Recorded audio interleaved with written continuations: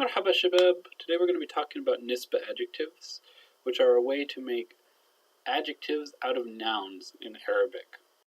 The book doesn't do a great job of focusing on why exactly we're doing this, but the function of the Nisba adjective is the most important part. What we're doing is we're taking nouns, things that refer to people, place, things, and ideas, and making adjectives, things that describe people, places, and ideas. So think about what we do in English, right? If we're talking about people from different countries, right? America, create American.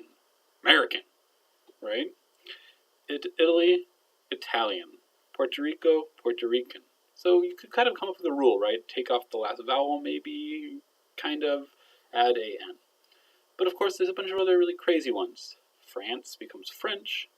Thailand becomes Thai. Britain becomes British. So really your best rule is hope for the best and memorize every country's word. Sometimes we have ones that are taken directly from Arabic, right? So we say Saudi Arabia, and a person from Saudi Arabia is Saudi. Maybe they might be driving an Audi. But that's actually how it is in Arabic. It's taken from Arabic. So we're going to learn about that in a second. Hold in mind that nouns in general in English are a little bit easier, right? We can say rain, rainy, trick, tricky, blood, bloody, etc., etc. All you do is add a y, which is basically what we do in Arabic. So the mechanics of this are explained pretty well in the book. What we want to do is we want to get a noun, get rid of any extra stuff, and then add this e sound at the end, which makes it into an adjective. So alif lam has to go, right? Because that's something we add on to nouns, right? Nouns don't come with an alif lam per se. And then at the end, we have to get rid of an alif or a temrabuda or a ya alif. So some countries, for example, are called like Mauritania. We have to get rid of the ya bit, right? And then we add in this e sound. You now have an adjective. But of course, an adjective describing something in Arabic could very well have, could be describing something that's mu'annith, in which case we need to add a temrabuda. So we have to put a temrabuda back on now that we have our adjective.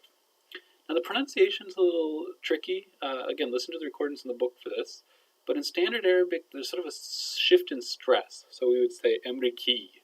We'd stress that e, that doubled yeah with the shed on top. In colloquial Arabic, you don't hear it as much, but it is still pretty clearly doubled in the feminine form. So we might say emriki, or emriki, and then emrikiya, where we have a little bit of doubling there.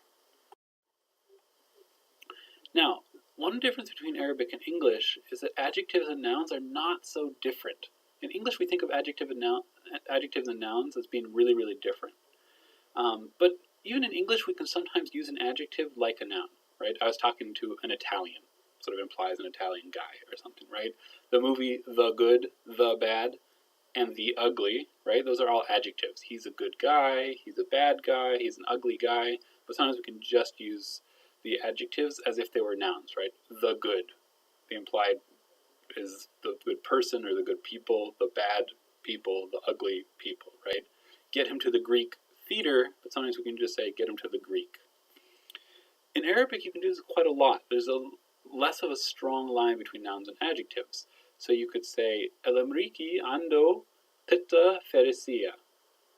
The American man, the implication that it's male because that it's a man. It could be a boy, right? We don't necessarily know, but the male American of some sort has a Persian cat. Notice how farisiya is a nisba adjective. You could say behib maghribiya. I'm in love with a Moroccan woman, where it's implied by the fact that there's a tamrabuda at the end. Some professions are nisba adjectives, and they almost always act as a noun, but not as an adjective. So sa'ati is a watch repairman. I don't think anyone really talks about things relating to clocks as much, right? Mekaniki is a mechanic, but that could also refer to mechanical engineering, for example, as an adjective. But in any case, it's important to remember that in Arabic, nouns and adjectives have a much thinner line between them than we do in English. So how do we make a word from a noun into an adjective? So think about the country, El Yemen. When we talk about Yemen in Arabic, it's always called El Yemen. That's just its name, right? The same with Iraq. It's not Iraq, it's El Iraq, right? So we have an alif lam. The first thing we need to do is get rid of that alif lam, ma'a salama. And then we have a bare noun stem thing. There's no extra stuff on it. So we add our yeah. Easy peasy. We've now created Yemeni, which is an adjective regarding that we can use to say that something's Yemen-like or Yemenish. Yemeni, as we would say in English. Again, if we have a phrase, right, bint min Syria, right, that's awkward, girl from Syria, right? What we want to do is we want to make this into a more fluid phrase, a Syrian girl, right? First of all, we're going to lose the min. Now we start looking at Syria, and Syria has a Temrabuda on it, so we actually need to get rid of that. We're really getting rid of both the Temrabuda and the ya, because that ya is extra. Then we add in our new ya, Suri. But of course, we have a problem, because bint is mu'annath, Suri, without anything on it, is mudhakkar. So we need to add Temrabuda. Everything is mu'annath, it all matches. Perfect. Now, notice that we've been focusing on countries, but as I said, the function of this is to create an adjective out of a noun. So, we can use any kind of noun. A common phrase will be talib jam'i, right? A college student, as opposed to talib madrasi, a student in school. And here are a couple examples from headlines, right? We have talib jam'i and we have taliba jam'iyya, right? So we take jama, university, we get rid of the Temrabuda, we add the e, and we have jam'i. But when we're talking about a taliba, we have to add another Temrabuda back on, taliba jam'iyya. Notice that it's different. Jami'a is a noun meaning universities. Jam'iyya is an adjective meaning someone who is in university or someone that is university-ish, however that ends up being interpreted.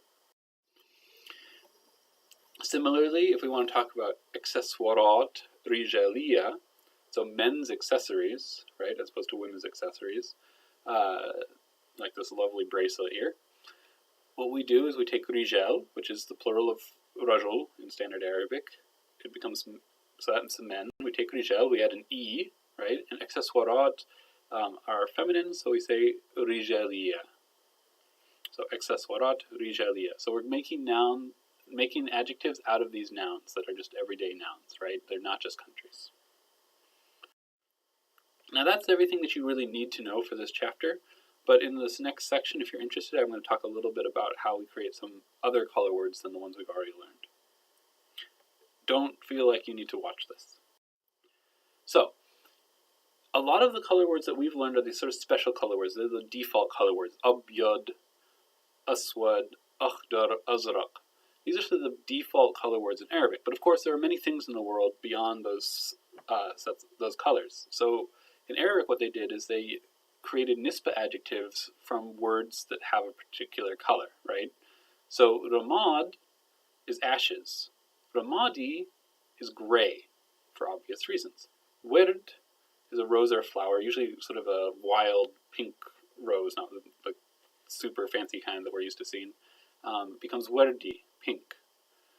Brown is expressed using relation to coffee beans. Bun becomes bunni, brown. Benefsej is violet, it's a word from Persian originally, and it becomes benefseji, purple, or the color violet, right? We could write a roses are red, violets are blue sort of poem with these words. Notice that these work like normal adjectives, not like our akhdar khadra ones, right, where you move the aleph from the beginning to the end. So we say sayara khadra, but if we're talking about a brown car, it's just sayara bunniya. Works like a normal adjective. Shukran.